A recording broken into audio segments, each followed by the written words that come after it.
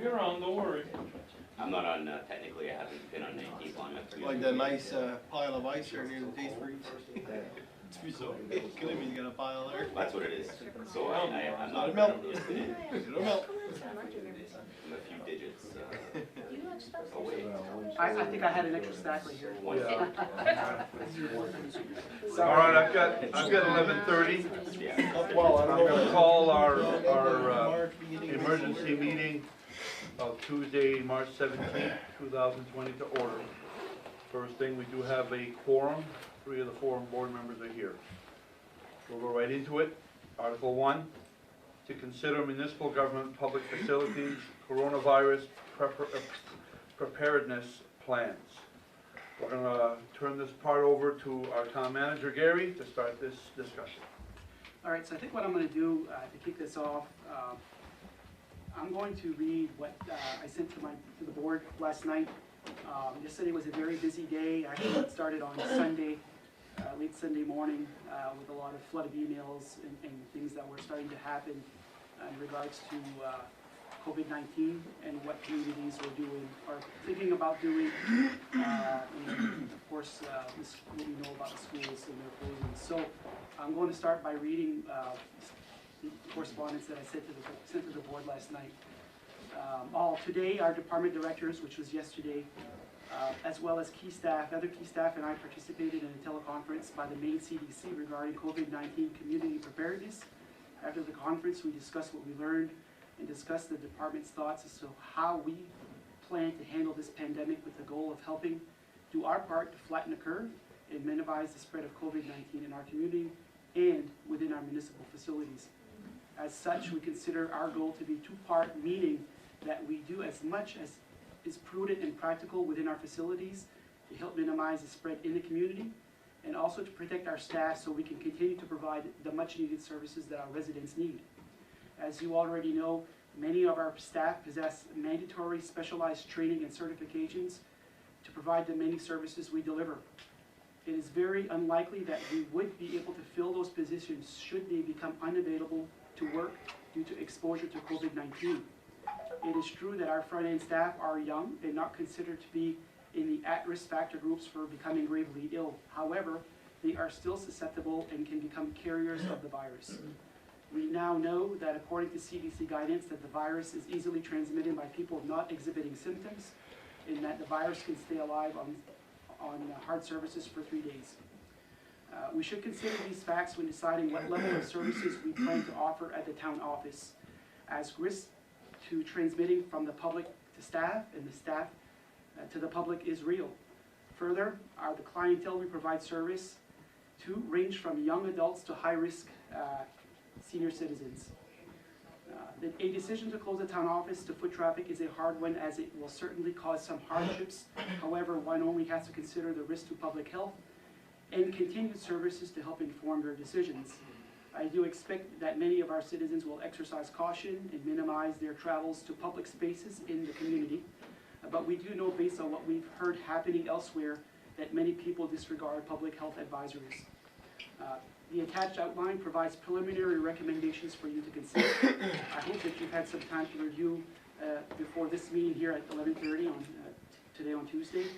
I would have liked to have had this for you sooner, but I mean, our work was ongoing and fast and furious, developing, getting guidance from the CDC, meeting with the departments, and then attending the school board meeting last night, the joint school committee meetings, and then afterwards we formulated some options for the board to consider, and that was sent to them last evening. So with that said, what I've done, there have been updates coming in regards to what other communities are doing and what motor vehicles, Bureau of Motor Vehicles has just announced a short while ago that all of their branch offices, including their state office, is closed, meaning that if we have registrations that are complicated, that need us to make phone calls for guidance, there's not going to be anybody there to process those registrations. We also know that with the state of emergency declared by the governor, that law enforcement, from what I understand, is not going to be enforcing expired plates. They're gonna allow people to drive with their plates expired for, I think, 30 to 60 days. That stuff is, I just got that, so you might wanna check online for accuracy on the motor vehicle's website. But that is something that is encouraging, because for us, there are options for people to register their cars online or by, but we cannot do car registrations by mail.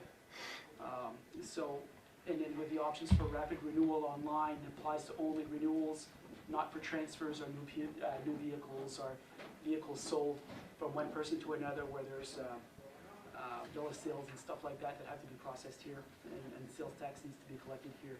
So with that said, I'll go into the outline that I've given the board. And this again is based on, I put this together based on what, you know, I talked to the board before and I've asked them for their input, the department heads and key staff, as well as what's going on with other communities. And so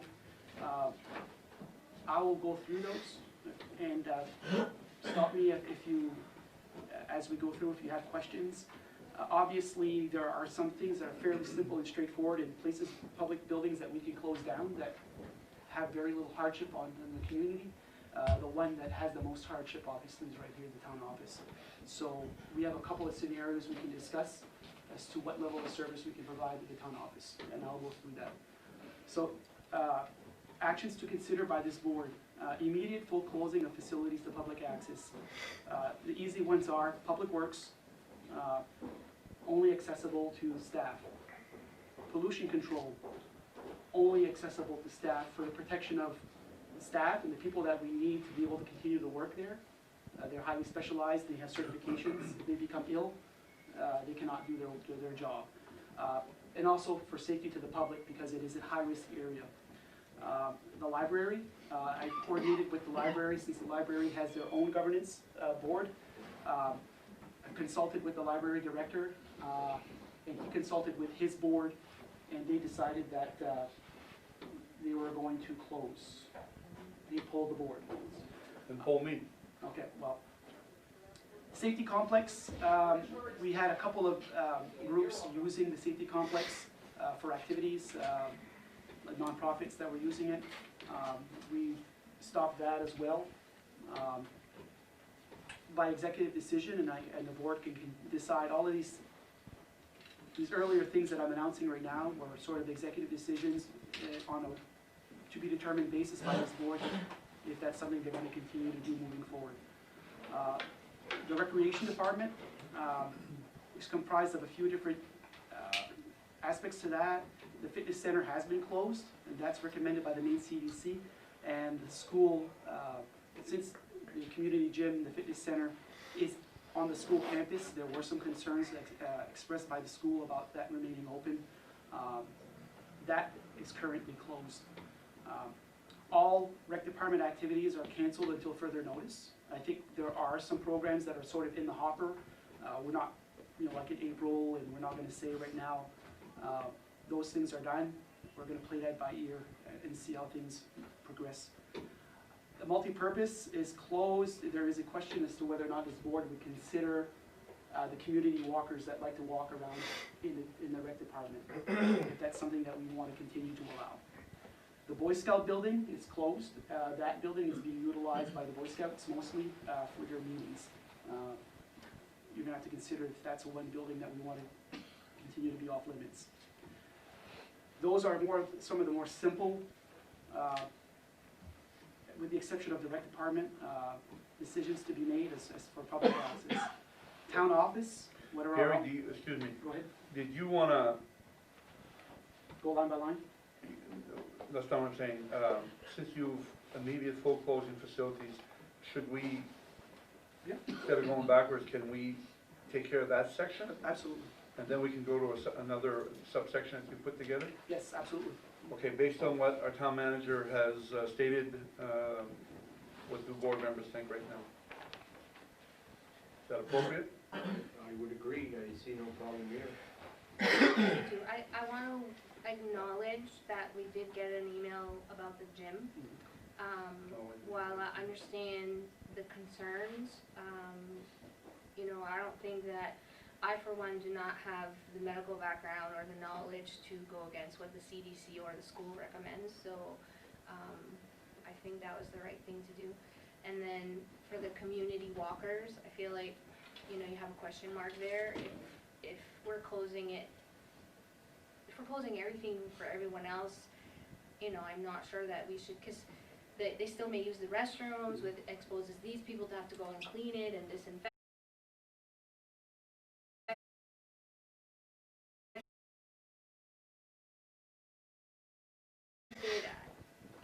Just my opinion, I would close the multipurpose completely if you're gonna do that.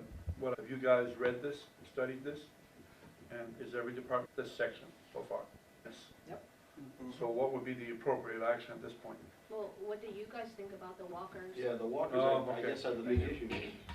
Well, there's, just this morning, there was a couple of people that usually attend the gym that came to the rec department asking if they could walk around as well, other than the routine walkers that usually come every single day. So we're seeing that as a possibility of more people wanting to come in if that would remain open. So I would be on the same side as Lori, saying I think it might be a good idea just to close down the building for safety reasons, just for closing everything else.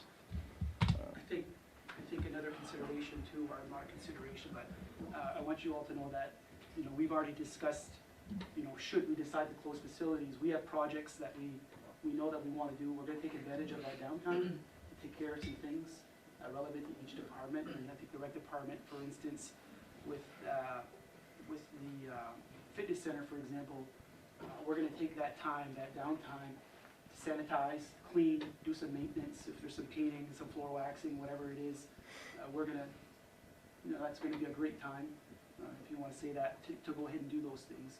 So everybody's going to continue to work and make preparations for other stuff that's coming, you know, for activities in the summer or whatnot. So you're doing no layoffs here? You know, Really?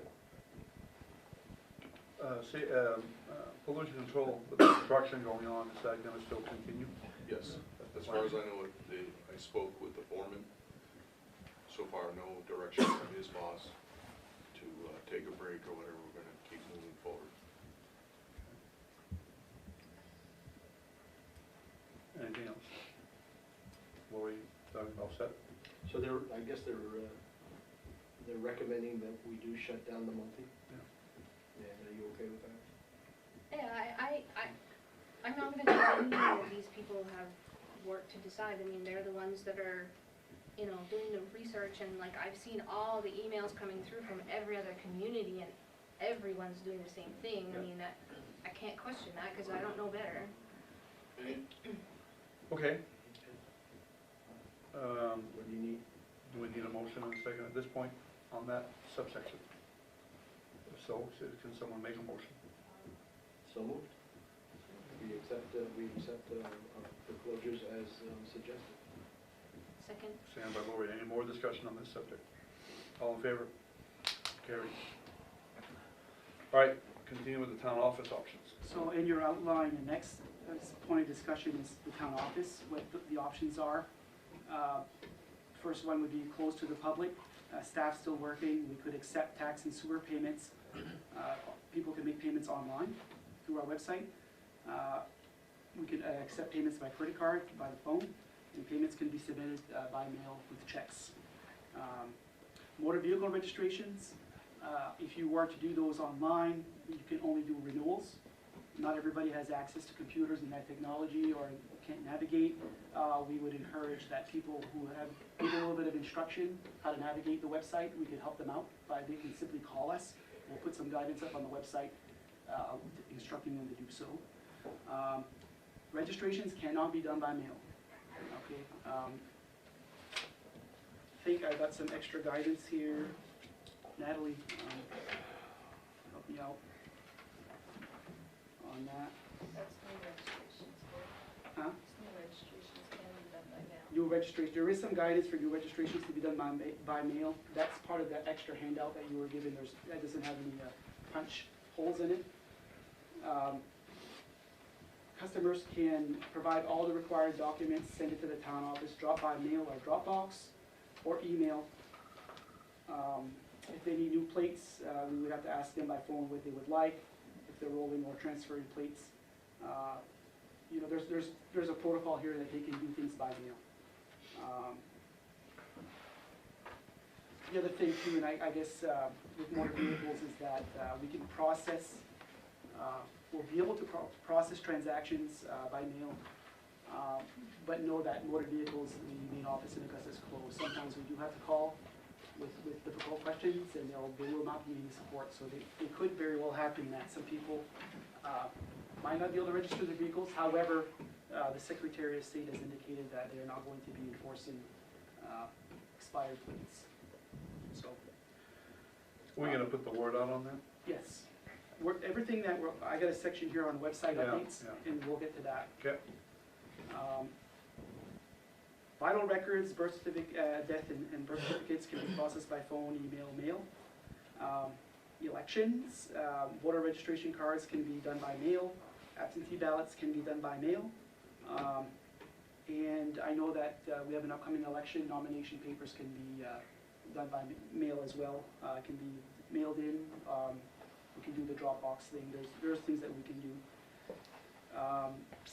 General assistance, we can do applications by phone. A lot of communities are doing that and process those. Community development and assessing inquiries can be done by phone and email. Code enforcement, the same. Inquiries can be done by phone and email. The town health officer, which happens to be our code enforcement guy, will coordinate with the ambulance department for guidance and assistance.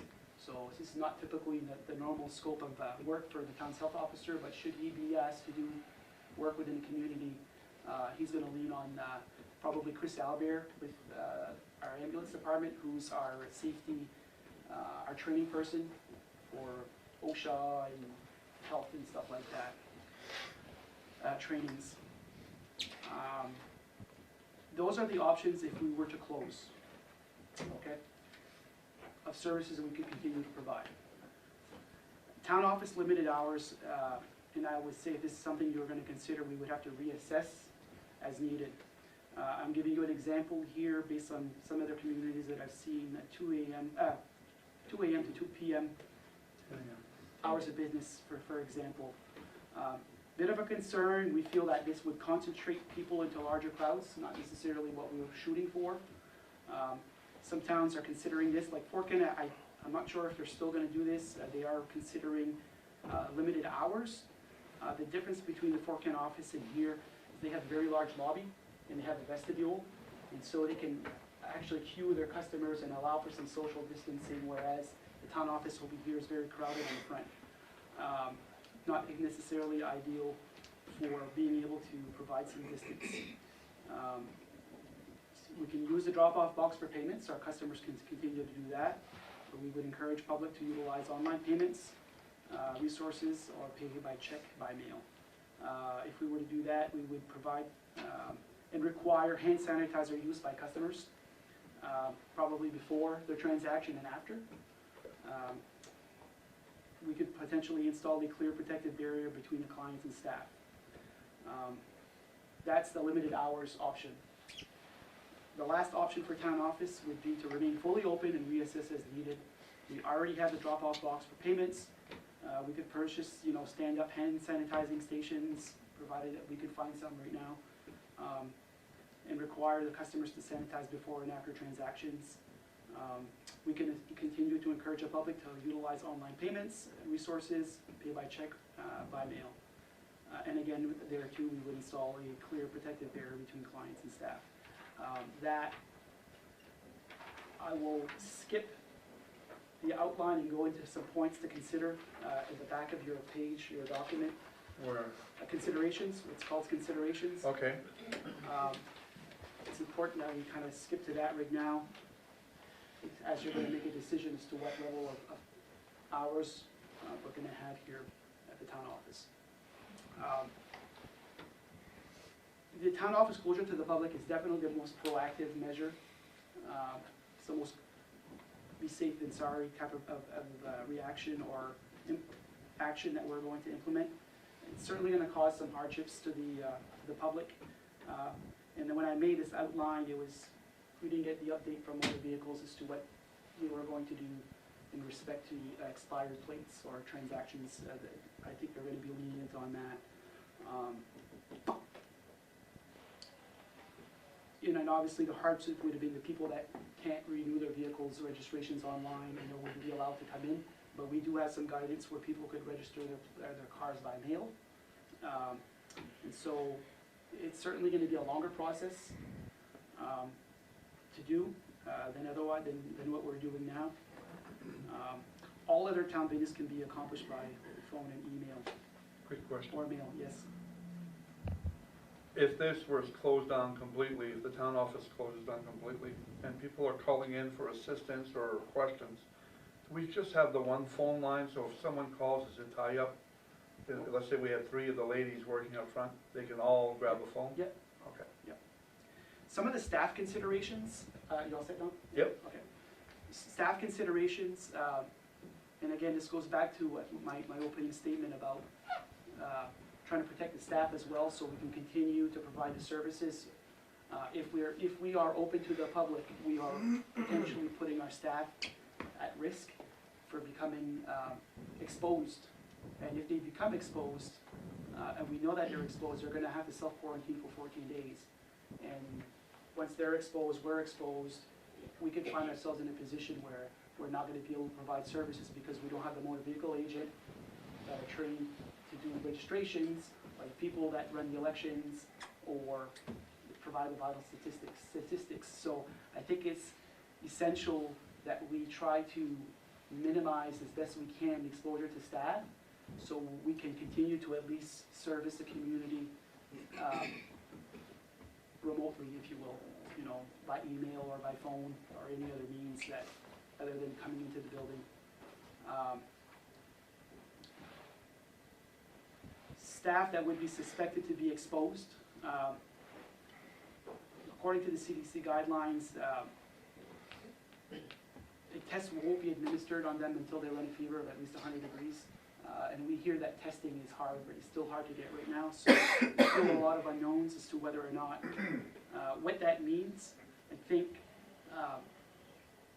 we would consider that anybody that was working in the organization that was be exposed, be it themselves, and they thought they might be, or they're running a fever, or somebody in their family, in their household is at risk, or quarantined, we're gonna tell those employees that they need to stay home for 14 days.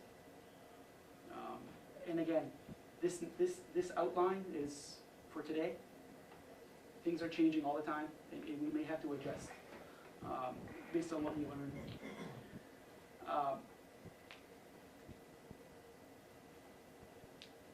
One of the things to consider if we do send employees home that are non-EMS staff, are we sending them home with or without pay? Meaning, are they going to be required to take their EBT time for that time off? Or are we going to send them home with pay as precaution, because we don't really know? We're sort of in uncharted territory here in that respect. With EMS, they are in the front lines, and they could be, with the ambulance department, exposed. We're going to treat that as if it might be a workers' comp claim if they had to stay home if they were exposed. We don't know if that's gonna work that way, but we're gonna at least document the case that way. What we're telling them is that if they are exposed, they're gonna be home, sent home with pay, because they can't continue to do their job, obviously, if their health has been compromised, or they could put others at risk. Again, sort of a preliminary plan that we might have to reassess and learn and see what other communities are doing in that respect. So going back, I guess that kind of concludes sort of the town office things. I will say that yesterday, and I get it, people don't mean they don't mean harm or anything like that. One of our first customers yesterday came in and self-declared that they just got back from Europe and their flight was delayed, but they wanted to come in and pay their taxes before they conclude interest. Should that employee should that person have stayed home and mailed payments by checking the mail? Probably. And so we had a lot of people come in yesterday telling us where they had been. Some of them came from Florida, some of them came from overseas. And so you get the idea that, you know, if we remain open, our people are going to disregard the advisories that are out there and come here and put people at risk. And I think it puts us at risk to be able to provide services for the duration of this, however long it's going to last, and also from the community standpoint of creating a space for people to still come in here and get out of their homes and potentially spread the virus. As we know that people are asymptomatic, that don't show symptoms, are spreading the disease. They don't have to have a fever to be infectious. So, that being said, my recommendation to you would be that we do close the town office and we provide our services via phone, email, mail. We'll be of assistance as much as we can. We'll put as much guidance on the website as to somebody has a question or a call for a building permit. Whatever it is, we're going to continue to provide services. It might take a little longer than it would normally if somebody could come through the door. What I've seen in other places and everything seems to be based on a 2-week basis and to be evaluated on an ongoing basis. Is that something you could say we're going to be closed for the next 2 weeks and Yes. we'll give guidance if we're going to be longer or by 2-week sessions, or Yeah. is that how, would that be appropriate? I think that's definitely appropriate. Some communities are saying close until further notice, close for 2 weeks, we will reassess. I think that when you make your motions here today, that you consider, there's going to be discussion here in our agenda that we're going to add as other things as to what are the boards going to do for in respect to meetings, finance committee meetings, and being able to convene a meeting. Yeah, I've got And that in so my head. if we don't have, if the boards should decide that we're gonna suspend board meetings for a month, then that would make it hard for us to convene and reassess. So is there a way for us to make an action here that allows for some flexibility to extend beyond 2 weeks or beyond the end of March without having to convene another board meeting? So I guess that's something for you to consider. Yes, Lori? I think I saw, and that could be a very early email, because, you know, we've had all the town, like, I mean, I've read what so many towns are doing now, I'm really confused. I think someone in there said that they closed their town office, but they were willing to take appointments if somebody really, like, didn't understand how to do something or couldn't do it on the phone. Is that a good or bad idea? I just want to throw it out there. I would, go ahead. You know, so many of our citizens here are not going to understand what's happening here as far as our services. And by appointment, if they're calling, at least they want to know why. But are we going to have anything here posted or an individual to at least inform the public that this is why we're closed, and if you need an appointment or if you can delay your transactions, that we can at least advise them in that manner. Not everybody's online. And I think we'll have guidance up on the doors in our buildings, online. We're going to send out a press release letting everybody know what the options are, and I think people will be free to call in if they have questions. I think we take appointments on a case-by-case basis. There's a lot of things I think we can resolve over the phone, and for those more complicated issues, I would certainly be willing to sit down and make appointments on a case-by-case basis, if that makes any sense. so really what the thought is just to put a post outside the door that we are closed for this reason till such a date, and to return Yes. beyond that date. Yeah, absolute communication, notification is going to be mandatory. I mean, what we'll utilize, the Facebook, like the rec department and PD and ambulance Facebook accounts to push the message on social media. We will utilize the press to do that as well. And then we will do publications and keep our website updated daily, because we know that the guidance from CDC is updated often and things change. We know that there's probably going to be daily updates, and so part of our protocol will be in the morning when we come in to look at what the updates are and refresh our website, make sure that everything is, all the advisories are, and the links are fresh. So, And, so somebody comes to the door, these employees are at their stations. What do they do? Just ignore them? How do you respond to them? I mean, they're gonna be looking at you like, I know. why don't you open the door? Right. I think there are a lot of places that are closing their doors, and I'll give you some examples. Some of the credit unions that close their lobbies to drive through only. A lot of some of the restaurants, like McDonald's, has closed their dining area. Tim Hortons. But I'm just saying, what do you plan on, what would you do? You would just tell them to go home? I think we can talk. We can go outside, I guess, and talk to them. We're learning as we go, Doug.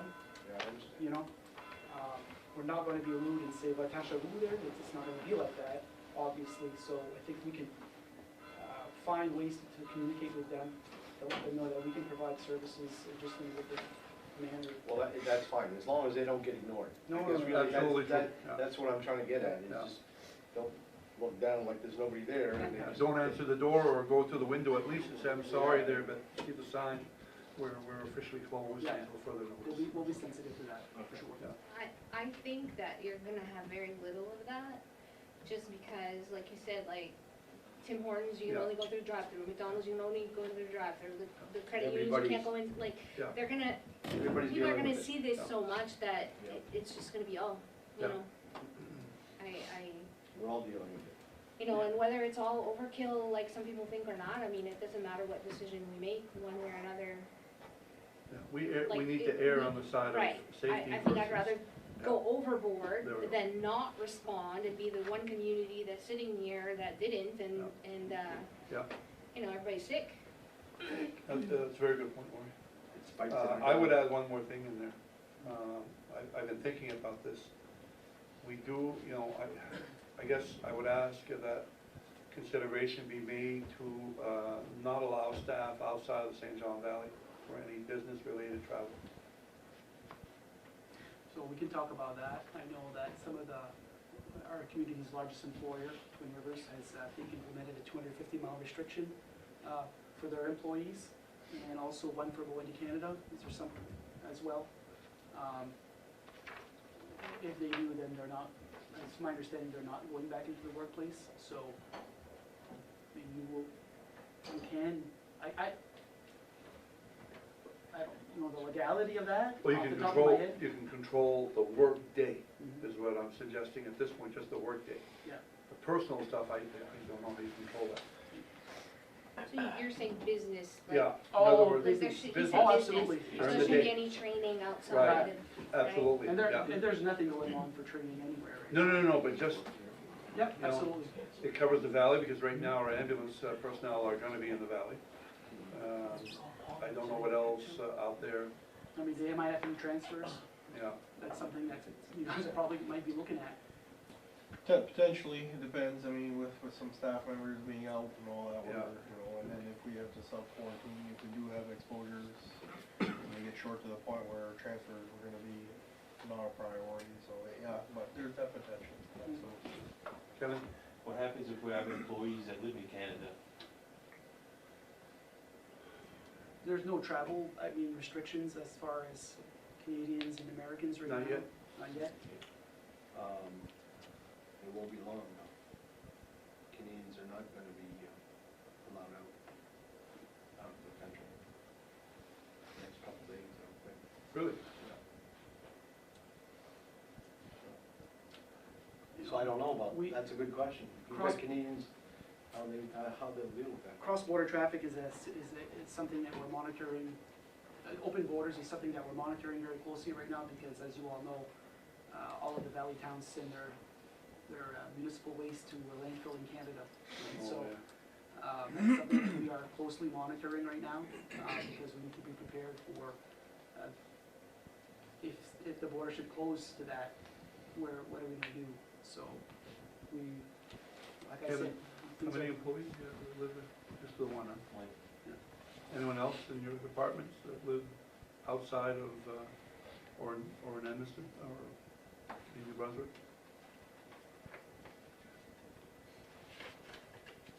Key employee too. I would think, I mean, there's a lot of nurses and I would think if they're gonna close something like that, I would imagine if you know, key personnel are needed to cross, they're gonna be able to cross. I would hope, I mean. I think they're gonna label that as unnecessary travel. Yeah. So if it's for work, that'll be one thing, but if you say you're going to manual or shop, that's not Right. Town manager has made a recommendation that we completely shut down Completely foot traffic 2-foot traffic, through absolutely. the door. Yeah. What are your thoughts? Any more thoughts before we react to this? Or take action on it, I mean? We brought up the issues that concern here, so they're aware of it. I don't have anything else. No, I don't either. I would make a motion that we go with, town manager's recommendation and follow the outline that he's put for office closure. Indefinitely or via a stretch of time or?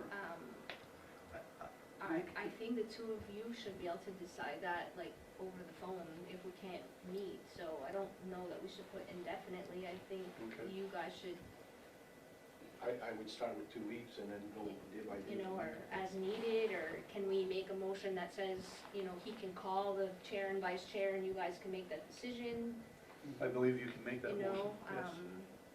You could include that in your motion, that way it would avoid, because the next subject we'll talk about would be the board meetings.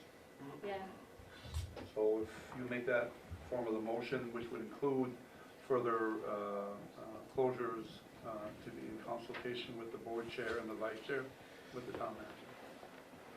or I mean, even all of us, like, he messaged all of us, we all Yeah, kind of, we're all oh available. no, then that would be a quorum and we can't do That's- that. Yeah, we can't do Never that. mind, Yeah. no. Okay, I got it. You raised Doug, you okay with that? the very Yes, I- first, You gonna second that motion? Yeah. Okay, all in favor? Kevin, Okay. give Jason a bit of Okay. distinction. All right, let's talk about board meetings before we move on to other stuff. Okay. In my head, coming here, I had kind of resolved that we should suspend our board meetings until further notice. Which will include, I mean, if budgets are late, they've been late before. We've done them before, in July. I mean, this is a different time, different place, and I'm not opposed to doing that. well, and I think the legislature is looking at, relaxing the Freedom of Information law, right? Yeah. To allow for just, you know, if you had to do a Skype meeting or a, Yeah, you know, but, Well, we currently have tentatively planned a finance committee meeting this week, and next week. yeah. 2 we board should- meetings next week. The finance committee meeting this week? The 19th. And so, Finance. finance, not the board. You're not on it. Oh, sorry, sorry. They're waiting for our Yeah, yeah. lead. Didn't have anything written down, okay, I got it. So, I think, you know, we could definitely postpone those. Yeah. And then the chair has the chair has the ability to call the meetings, so we can consult with your board and decide when and when, not So too. for at least the finance committee and the budget meeting that we have, I would suggest that be canceled, postponed, Okay. whatever word is appropriate, for our upcoming board meeting on next Tuesday, I think it is, that we suspend that one until further notice. So maybe we should just follow the town's operation, you know, if the That town would make opens up, sense to me. if the town opens up in a couple of weeks, that we Yeah. resume.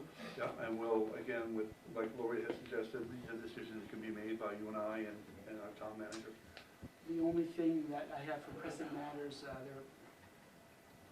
there is obviously business by the board that needs to be done. There may be issues that come up that may need board action, other than our budget process, you know, and so we have a little bit of time that we can kind of push that off a little bit.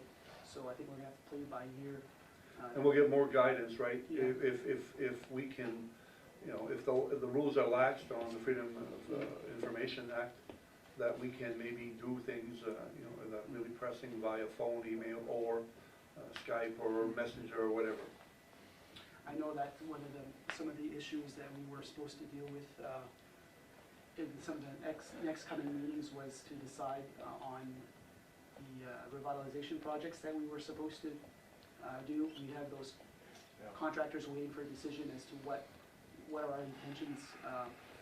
And so by postponing our meetings for a while, it's going to kick that further down and, you know, cause hardship on the contractor as well. So it's something to consider. We'll play that one by ear. We'll see how far we can get and what happens in the next couple to 3 weeks. Okay. Motion, do we need a motion on that one, or is that inclusive of what we talked about a while ago? No, I think you have the ability or to call a meeting or cancel a meeting.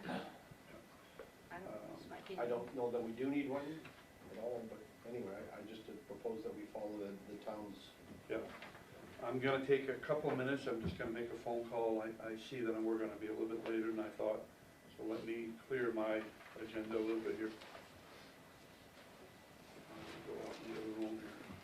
Doug, if you wanna continue with discussions, go right ahead. So, our town website, we put some preliminary information yesterday with CDC links and what, some of the facilities that we've already closed, and that this board is going to be meeting to make some decisions. We're gonna continue, like I said earlier, to update our website with fresh information regarding what we do here and any new guidance from the state of Maine or Maine CDC for the community, so that can be a resource to them. That will be something that we'll be updating every morning. And some of those links could even be like news releases by CDC. Whatever information you put out there as links, we'll put that into our website. Town staff, I just want to discuss.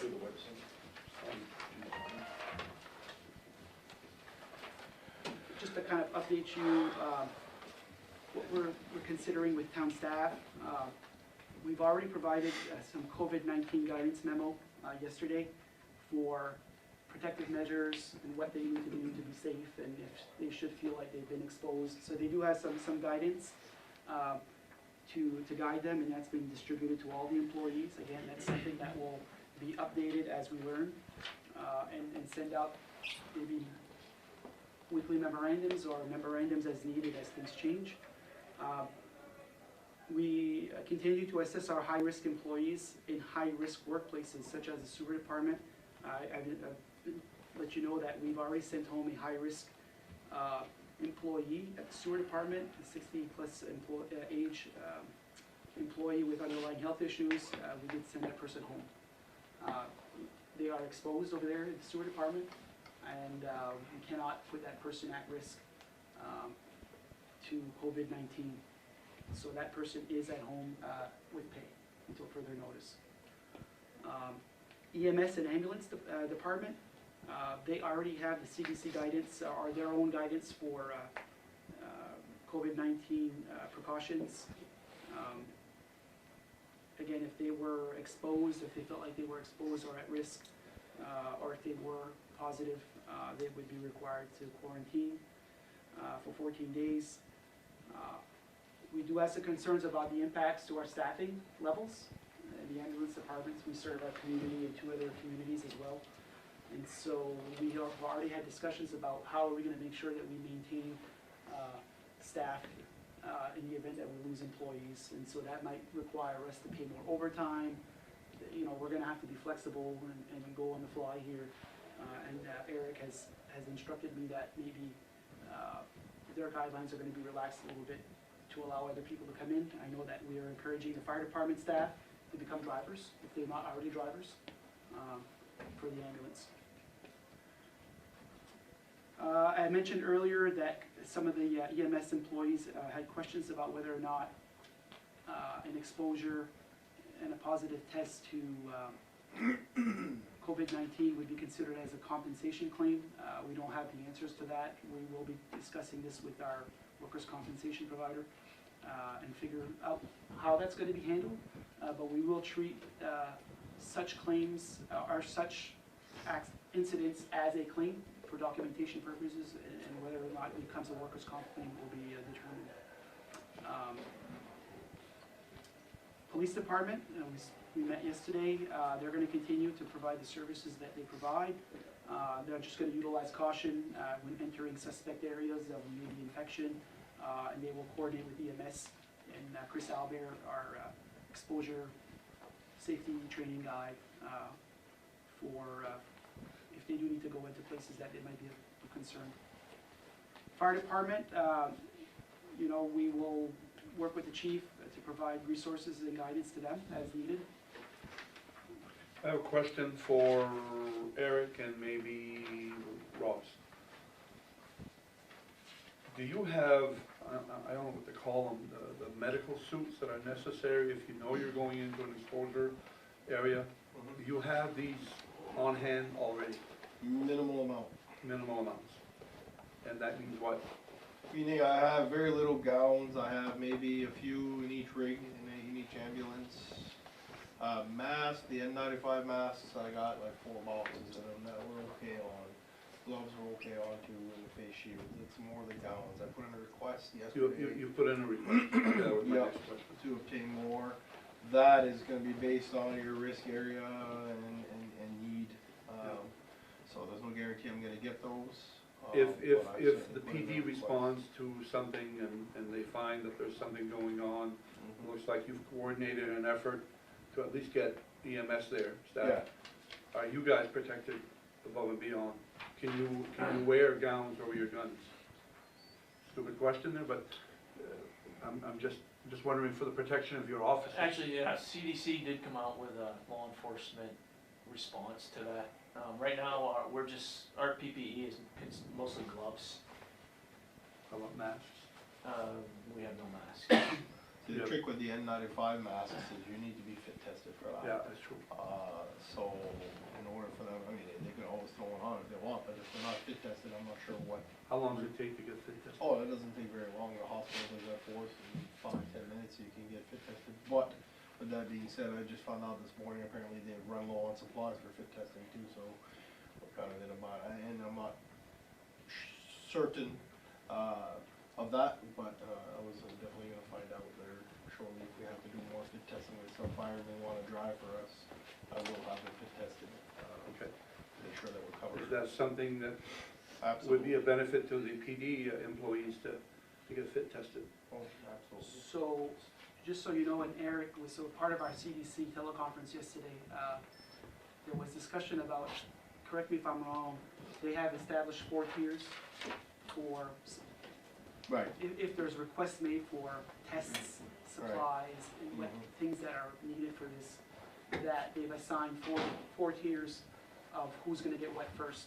Right. And so I think EMS is at the bottom of the list, correct? They were, at the top of it. Were they at the top? Okay. They were in the Well, tier you- 1, which is your high priority, because we're front line, so Yeah. we were Were you on the tier 1 with the healthcare tier facilities? 1 with the healthcare Okay. facilities, Tier one is the high, EMS. this is where you need to be, Yeah, EMS was in that list with the tier 1s there, so we Okay. were top of the line, or top of the list there, so I'm hopeful I'll get those gowns that I've requested. Okay. We'll see, I didn't get anything back as far as any emails from them or anything, so. I'm not- We've got something else, right? We still have some other stuff to discuss. Yeah, well, can we go to the big one? Can we go to the discussion on employee pay? Employee pay. So, that's a good question. There are, again, this is sort of like uncharted territory. What I've seen other towns do, and I think some of the emails that I sent you from my listserv, other towns, just to kind of try to be helpful for you guys to have some perspective what other communities are thinking about in regards to their responses, their action plans, and what they're doing for their employees. Many of them who have employees that are considered to be exposed or positive are sent home with pay. whether or not, I guess that's a community decision by this council, whether or not they wanna do so, or they're gonna require, that they use up their sick time instead. That's entirely up to this board. You know, the thing is that it's a hard thing to weigh, because if we sit there and I'll just give you an example. We have one employee at the front who wasn't feeling well this morning, and we told her to stay home. And we don't know if she's gonna have a fever tomorrow, if it's gonna last. We don't know if the person's gonna have access to a test to be determined whether or not they have COVID-19. And so, are we gonna let them back into the workplace, or are we gonna tell them to stay home? And so is it fair to make them stay home and not pay them, or require them to use their sick time, or do we ask them to come in if we think that they're okay? And so you see where I'm going with this, there's two sides to this coin. Well, and another, if they can't afford to stay home, like if I'm sitting there and I need my paycheck, I might not tell you guys that I don't feel good and come in. So I'm not saying any of the staff in town would do that, you know, but I mean, if you gotta pay a bill or you gotta, so I feel like it's already in the budget. It's not like we're offering bonuses for staying home. It's in the budget that we were, you know, we're covering anyway, and I would highly suggest that what Lori is alluding to, I totally agree with you. That it's in the budget. yeah, it's there, so. And the big thing is that we don't want to discourage people from not coming in, from coming in if they're sick. But we can also classify or make a statement that says if it's not coronavirus or whatever it is, that at that point, if they're sick, like a common cold or whatever, then they'd fall under EBT. But if it's determined that it's directly related to that. Well, that's touchy, because if you say you only are gonna get paid to stay home if it's determined that it's not, and then either they can't get a test or it takes them 2 days to get a test, like they lose 2 days. Well, if they were to be tested, it takes 48 hours to get the results. Yeah, so then they've lost a couple of days not But, you know, coming in. at the same time, How do you draw CDC the line? guidance is telling, So it's you telling do people it if you have a again. fever, stay Okay. home. Well, I don't have a problem doing it. In some of the guidance, it says if you have a fever, stay home, don't go to the hospital. Mhm. So it's questionable, you know, we're still Under trying to 100, figure out no. how. And don't go to the hospital under 100 degrees. So, listen, we're learning as we go, and I think that we're gonna find some bumps in the road in respect to that, for sure. We're gonna have to figure it out as we go. I don't think there's a perfect plan. I don't think you have anybody who would intentionally make anyone ill, and I don't think you have anyone who would take advantage of this for no reason, so I have no problem making a motion Go ahead, that you pay I'll them entertain if it. they're I'll 30, entertain it. get a little, Everything you said. okay. There's my motion. I make a motion that we continue to pay employees their normal pay if they're sent home or stay home Without Due to digging this. into the EBTs. due to this, yeah. Doug? Second. Okay, any more discussion on this? All in favor? Carried. I think that was a good move. I think we made a good move on that. This way here, I don't know what else we could do. there's not much else. Yeah, not much Now, else. then you start scrutinizing everybody, you know, are you sick, are you not sick? Yeah. Yeah. Okay, Gary, what do we have left? Last thing I want for this board to consider is the town of Madawaska operates our UDAG program, which is a lending program to some businesses in town. Most of those businesses are hospitality related, and they are going to be impacted by loss of traffic and revenue. I spoke with the NMDC, the people who handle collections and accounts for our UDAG. And I got some guidance that I provided to you, is something that we can do. I'm recommending that we put a moratorium on payments to those businesses who feel like they would benefit from not having to make their monthly payments for a while. I think we could do it for 3 months and then reassess. And at least that would take some of the burden of worrying about making their loan payments back to the UDAG program. Part of the UDAG program requirements are that they maintain insurance on the properties, and we're not gonna suspend that. Obviously, that would not be my recommendation, but I certainly recommend providing a little bit of relief to our businesses that are gonna be impacted by that. And I would make that motion for all of our UDAG accounts as an option for them, if they would want it, that they could benefit from that. So we have how many businesses? Four. And are they all, they're not all current? Yes.